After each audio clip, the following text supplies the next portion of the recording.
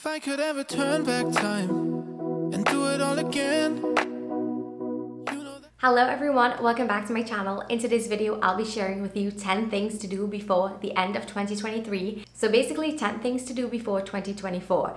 And I know it's literally like 2 to 3 months before the end of the year, but for me, I love preparing for the new year months in advance so I don't feel rushed or overwhelmed or anxious as the new year approaches, and I don't like doing everything like a week before or a month before the new year. So these are great ideas that you can start implementing in the next few months so that when 2024 rolls around, you will be in a much better headspace, you will not feel anxious or overwhelmed, and you'll be ready for the new year. So tip number 1 is to declutter your skincare and your makeup items. So you don't need like 10 blushes and 15 highlighters and mascaras and lipsticks and all of those things. And for skincare, you don't need all of those moisturizers, all of those face washes. Hair care items go the same as well. Maybe you need a new hairbrush. Maybe you need to have new makeup brushes or clean your old makeup brushes. Maybe you need to just simplify your makeup look and only keep items that you genuinely truly love and you need. So that is what I'm going to be starting to do from today go on, and really just simplify those things so that when I go into 2024, I don't have all of this old makeup that I don't really need or old hair care items that I don't use and expired makeup and all of those things. Decluttering is such a broad category, so of course you can declutter bags, clothes, especially shoes. Go through everything, see what you actually really need and love, give away, donate, or throw out any old pieces, because it is not time, you guys, to go into 2024 with anything that you don't truly love and that genuinely does not spark joy. I am literally looking around right now and there's so many items that I really need to get rid of, and I'm just so focused on getting that done, because could you imagine if it's like 1 week before 2024 and my apartment is a mess, I have so much unwanted makeup, hair care items, cleaning supplies, and I'm just feeling so overwhelmed. It's not a good feeling. So this is something great to schedule onto your list and work on for the next few months before the new year. I really want to encourage you guys to be mindful of what you take into the new year, because that could really set the tone for the rest of the year. Next up might be a little harsh, and that is to list your bad habits. So this might mean you need to have some self-introspection here, and nothing is wrong with that. You may be doing things that are harmful to yourself and your mental health, your physical being even.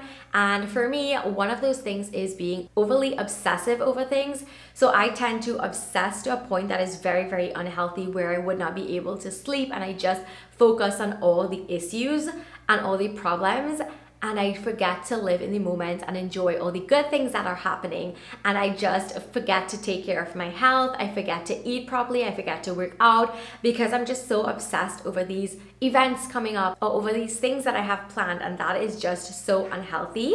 Something else that I do is be very, very overcritical of myself. So for me, nothing is ever good enough for me, and that again is very, very toxic to my mental health.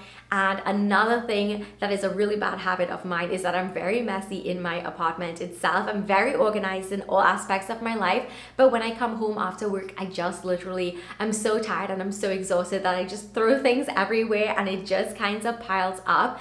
And I hate to wash the dishes, you guys. This is like my one downfall in life. I hate to wash the dishes, and this is something that I'm definitely working on. So by writing a list of those bad habits and being really open to yourself, you can see where you can start to improve so that you don't take those bad habits into the new year. It literally takes about 21 days to a month to create a new habit. So you have that time right now to kind of fix that and kind of get rid of those bad habits that you have and cultivate it into something new and more positive. My next tip is to get a new planner for the new year. Now is a great time to kind of feel out what kind of planners that you like and invest in one for the new year, so that you don't have to be helter-skelter going all over the place looking for a new planner. I have the best planner that I have to show you, and it is sitting right here at my desk, and this is the Everyday Planner. It comes in 2 patterns. This is the daisy print, but it also comes in wildflower. This is my own planner that I created, and it is available on Amazon. I will be doing an entire planner review for you guys really soon, but honestly, I have been using this for the last few months to plan every aspect of my life. As you can see, it is full to the brim. This is so important for me to stay organized and get everything that I need to get done, because I don't like keeping things in my brain. I feel like if I'm already thinking about a million things, I will really forget everything that I have to do, which is never a good thing. I keep all of my appointments in here, anything that I have to pay, like bills to pay, things that I have to do in my personal life and in work. And it is such a gorgeous planner. And like I said, there are 2 prints. I will leave it linked down below so you can go ahead and check it out on Amazon. But I will also be doing a full planner review coming up with you guys. And it's so pretty. It's hardcover and it can fit into your bags and purse and just carry with you on the go. Getting a planner and starting to put in important dates that you have for the new year, birthdays coming up, is a great way to really get excited and inspired for the new year. So my next tip is to splurge on something for you. I literally cannot wait to get my hair done. You guys, I cut my hair this short last year. Who remembers that? If you go back to my videos like about a year ago, my hair was literally up to here. And it finally grew back, but I did not go since last October. So one thing I want to do is splurge on my hair, get a haircut, and come out and feel really fabulous. I decided to actually keep growing my hair instead of cutting it, so there is that. But I want to do a really nice hair treatment and I want to get a really nice massage before the end of the year. Like, I feel like if it's so important to treat yourself, because you literally went through a year of ups and downs and challenges and God alone knows what else. So you need to treat yourself because you actually deserve it. Maybe it is something that you've always wanted to do, but you found that it was too much. You can probably save up to get that done before the end of the year so that you can go into the year feeling very, very confident. Maybe your lashes done, your nails, your hair, whatever it is that is going to make you feel amazing. Now's the time to save up for that so that you can get it done before 2024 starts. My next tip is to list out all of the amazing things that you accomplished this year. So try to go back, get your journal out and reflect from January to now and kind of see what was the good things that happened. Maybe it was school related, career wise, work related, anything like that. For me, a big part of that was my weight loss. Like, that was a big achievement for me. I also had a very big outdoor markets that I hosted. I won an award for Influencer of the Year, which I'm going to literally write down into my planner right now. It is so important to give yourself credit where credit is due instead of focusing on criticizing yourself and just being very, very self-negative and negative talking to yourself. By doing all of these things, it reminds you of how amazing you are and how worthy you are. And instead of always being negative towards yourself, writing these things down remind you of how far you've come and how amazing you're doing. So don't ever think for a second that you didn't do anything amazing. There are some things, like even if it is just being a decent person or showing kindness to somebody or an animal or whatever it is, even making a new recipe, committing to reading out a book, saving money, or even opening a business. Whatever it is that was important to you, this is for you, and that made you feel amazing. Take note of it and write it down, because it will always give you back that happy feeling and remind you that you are so much more than what you think you are. Next up is this concept that I loved from Eat, Pray, Love, which was one of my favorite books, and in fact one of my favorite movies. I feel like if I need to go and watch that over. But in Eat, Pray, Love, there was a word of the year that you need to get, and I remember the word being attraversiamo, and I loved it. And I felt like if having a word of the year kind of defines your year. It could be something like abundance. It does not only have to be in money related. It could be abundance in all aspects of life. Some word of the year that really speaks to you, I feel like it is also a good thing to set the tone of the year. This word is basically one that you would live by and that will help you to stay inspired and create your dream life. This is just a reminder that you will have every step of the way a theme, I would say, and I love a good theme.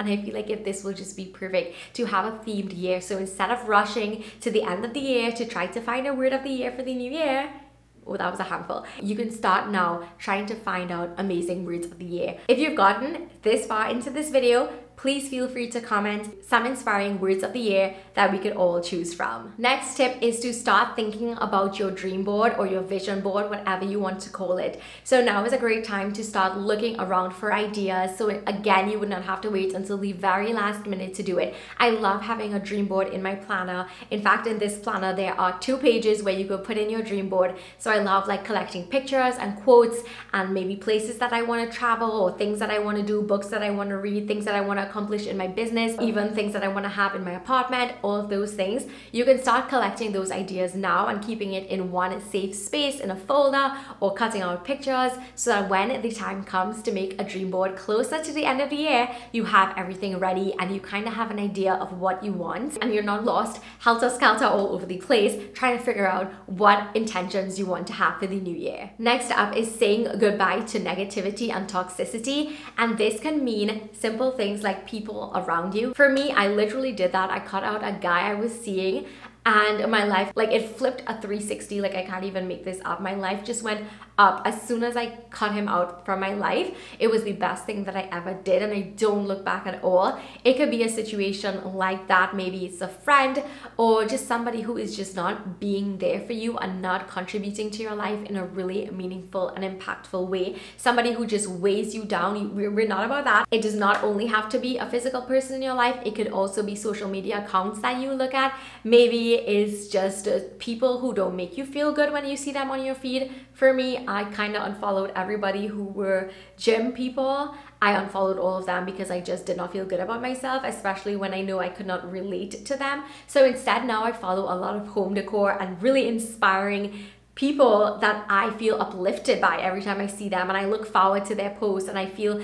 very, very like happy and, like I said, uplifted and inspired when I see them. So if someone on social media does not make you feel like that, definitely just unfollow them for your own sake and peace of mind. Never forget that negativity and toxicity is contagious and it drains you, it drains your energy. I love this quote, "What you seek is seeking you," by Rumi, and I really feel connected to that, because what you look out for and what you have around you and what you focus on, well, that is what ends up finding you. So if you keep watching and following and having these people around you who are negative or just don't make you feel good, that negativity and that energy is what is finding you, what is seeking you out. So you don't want anything like that, especially when it comes to a new year. And although you can start over anytime, I always say that there is just something special about a new year and starting a new year. There really is some magical thing about that. So number 9, and we're almost finished, you guys, this is to invest in something for your home that is going to make you feel comforted, that is going to make you feel happy. For me, that was a standing lamp. I literally